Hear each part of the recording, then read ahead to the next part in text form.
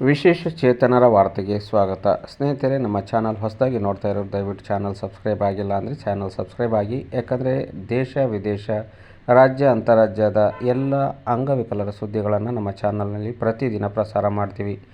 ಈ ದಿನದ ವಿಶೇಷ ಏನಪ್ಪ ಅಂದರೆ, ಕೇಂದ್ರ ಕಚೇರಿ ವಿಶೇಷ ಚೇತನರ ನಿರ್ದೇಶನಾಲಯದಿಂದ ಒಂದು ವಿಡಿಯೋವನ್ನು ಮಾಡಿ ಇವತ್ತು ನಿಮ್ಮ ಮುಂದೆ ತರ್ತಾ ಇದ್ದೀನಿ ಸ್ನೇಹಿತರೆ. ಅದನ್ನು ನಿಮಗೆ ಹೇಳ್ತಾ ಹೋಗ್ತೀನಿ, ದಯವಿಟ್ಟು ವಿಡಿಯೋವನ್ನು ಪೂರ್ತಿ ನೋಡಿ.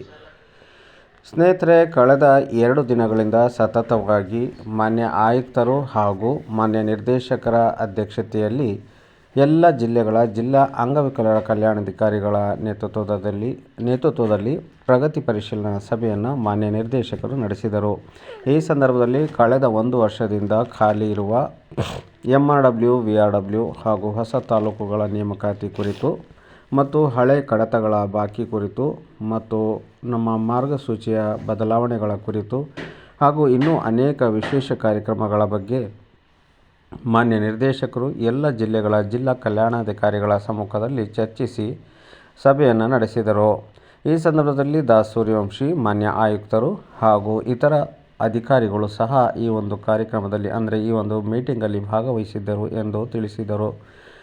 ಇದೇ ಸಂದರ್ಭದಲ್ಲಿ ನಮ್ಮ ವಿಶೇಷ ಚೇತನರ ಈ ಹಾಜರಾತಿ, ಗೌರವಧನ ಪರಿಷ್ಕರಣೆ ಹಾಗೂ ಬ್ಯಾಡ್ಜ್ ಮುಂತಾದ ವಿಚಾರಗಳು ಮತ್ತು ಕುರ್ಚಿ ಟೇಬಲ್ ವಿಚಾರಗಳು, ಅದೇ ರೀತಿ ನಮ್ಮ ವಿಶೇಷ ಚೇತನರ ದೈನಂದಿನ ಕರ್ತವ್ಯ ಕುರಿತು ಸಹ ವಿಶೇಷವಾಗಿ ಚರ್ಚಿಸಲಾಯಿತು ಎಂದು ಈ ಸಂದರ್ಭದಲ್ಲಿ ತಿಳಿಸಲಾಯಿತು. ನಮ್ಮ ವಿಶೇಷ ಚೇತನರ ಚಾನಲ್ ಕುರಿತು ಮಾನ್ಯ ನಿರ್ದೇಶಕರು ನನ್ನಿಂದ ಸುಮಾರು ವಿಷಯಗಳನ್ನು ಕೇಳಿ ತಿಳಿದುಕೊಂಡರು ಹಾಗೂ ನಮ್ಮ ಚಾನಲ್ನಿಂದ ಅನೇಕ ವಿಶೇಷ ಚೇತನರಿಗೆ ಅನುಕೂಲವಾಗುತ್ತಿರುವ ಬಗ್ಗೆ ಕಚೇರಿಯಿಂದ ಈಗಾಗಲೇ ನಮಗೆ ಮಾಹಿತಿ ಇದೆ. ತಾವು ಇದೇ ರೀತಿ ನಿಮ್ಮ ಕರ್ತವ್ಯವನ್ನು ಮುಂದುವರಿಸಿ ಮತ್ತು ನಮ್ಮ ವಿಶೇಷ ಚೇತನರ ಬದುಕಿಗೆ ಹೊಸ ಒಂದು ದಾರಿಯನ್ನು ಕಲ್ಪಿಸಿಕೊಡುವ ಮೂಲಕ ಶ್ರಮಿಸುತ್ತೀರಿ. ನಿಮ್ಮ ಚಾನಲ್ಗೆ ನಮ್ಮ ಬೆಂಬಲ ಇದೆ ಎನ್ನುವ ಮೂಲಕ ಮಾನ್ಯ ನಿರ್ದೇಶಕರು ನಮ್ಮನ್ನು ಹಾರೈಸಿದರು.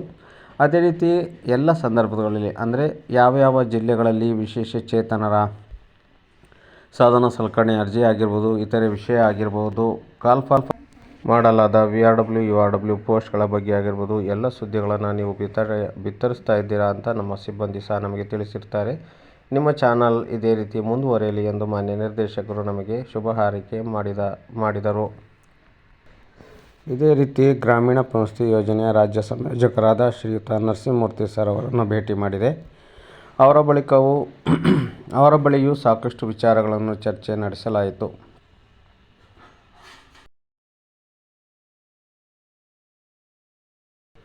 ಮುಖ್ಯವಾಗಿ ಆದಷ್ಟು ಬೇಗ ಮಾರ್ಗಸೂಚಿ ಬದಲಾವಣೆಯಾಗಬೇಕು. ಗೌರವಧನ ಪದವನ್ನು ತೆಗೆದು ಕನಿಷ್ಠ ವೇತನ, ಸೇವಾ ಭದ್ರತೆ ಎಂಬ ವಿಷಯವನ್ನು ಅದರಲ್ಲಿ ಸೇರಿಸಬೇಕು ಹಾಗೂ ಈ ಹಾಜರಾತಿ ಕುರಿತು ಸಹ ಈ ಸಂದರ್ಭದಲ್ಲಿ ಚರ್ಚೆ ನಡೆಸಿದೆನು. ಕೆಲವೇ ದಿನಗಳಲ್ಲಿ ಈ ಹಾಜರಾತಿ ರಾಜ್ಯಾದ್ಯಂತ ಜಾರಿಯಾಗಲಿದ್ದು, ಇದರ ಸಾಧಕ ಬಾಧಕಗಳ ಬಗ್ಗೆ ಸಹ ತಾವು ವಿಮರ್ಶೆ ಮಾಡಿ ಸರ್ಕಾರಕ್ಕೆ ಸಲಹೆ ನೀಡಲು ಅವರಿಗೆ ಮನವರಿಕೆ ಮಾಡಿಕೊಟ್ಟಿರುತ್ತೇನೆ.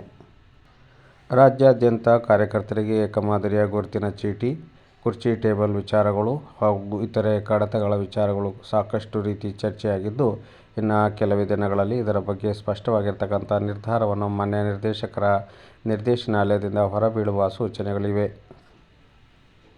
ಮತ್ತೋರ್ವ ಹೆಸರು ಹೇಳಲಿಚ್ಛಿಸದ ಸಿಬ್ಬಂದಿಯವರಿಂದ ಮಾಹಿತಿಯ ಪ್ರಕಾರ ಹೆರಿಗೆ ರಜೆ ಹಾಗೂ ಹಿಡಿಗಂಟಿನ ಆದೇಶ ಸದ್ಯದಲ್ಲೇ ಹೊರಬೀಳಲಿದೆ ಎಂದು ಸಹ ಈ ಸಂದರ್ಭದಲ್ಲಿ ಅವರು ತಿಳಿಸಿರುತ್ತಾರೆ. ಏನೇ ಆಗಲಿ, ಒಂದು ಒಳ್ಳೆಯ ಸುದ್ದಿ ಬೇಗ ನಿರೀಕ್ಷಿಸೋಣ ಅಂತ ಹೇಳ್ತಾ ಇವತ್ತಿನ ವಿಡಿಯೋ ಮುಗಿಸ್ತಾ ಇದ್ದೀನಿ. ಜೈ ಹಿಂದ್, ಜೈ ಕರ್ನಾಟಕ.